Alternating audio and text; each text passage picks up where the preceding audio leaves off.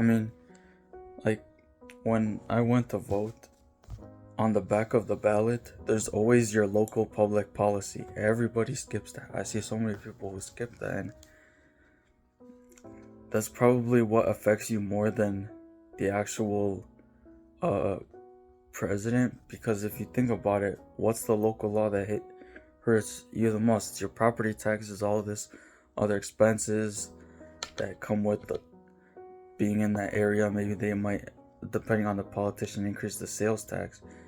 And really, that's what you want to be kind of influencing, instead of just worrying about the macro politics and what's going on above, when really what's right in front of you is what affects you the most. And it kind of sucks that people don't see that, because the local public policy affects you more than politicians that are in the president. Maybe the governor affects you more, but really it's the local policy, because they also determine all the real estate laws, all these different things that people don't realize on a macro level, because the micro level affects you much more. It's the things in your backyard and in your doorstep that really affect you more than you could say with all these other politics and letting the right and left divide you, because really the public policy matters more than what's going on with everybody else in different states. I think it's about your state more. Yeah, you might want to move out because you don't like it, but I think it's part of being with a community and helping people realize that maybe these people are wrong, right? If you don't like the sales tax going up, maybe find somebody else. Or same thing with if you have local spending problems, like say your school district is blowing all this money, but then you realize the test scores or anything hasn't gone up, and you're like, where did my money going? I think the school board and your local public policy probably matters more than what's at the top. And that's really why people let politics influence them so much, but then they forget that what's actually around them, your local school, your freaking grocery store, how much you're paying at sales tax.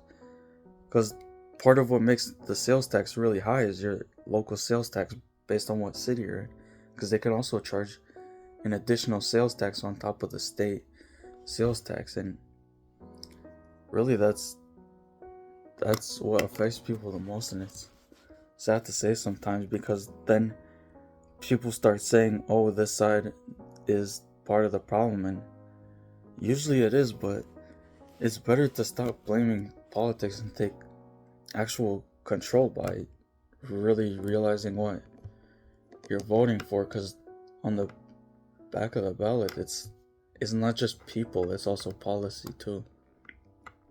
And that's what kind of sucks, because people like to lie. But when you read a policy doesn't lie. And I'd rather vote for an actual policy than somebody who says they're gonna do something, but then there's empty promises.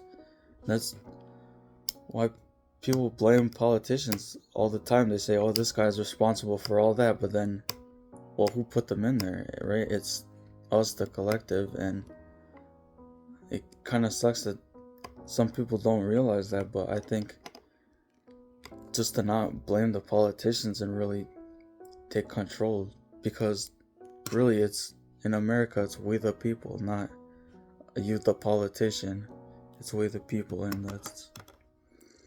it sucks what politics does. But same thing with investments. You can't let politics influence what investment decisions you make, because for you, your investments are gonna last longer than a politician's seat in, say, the House or Senate or whatever.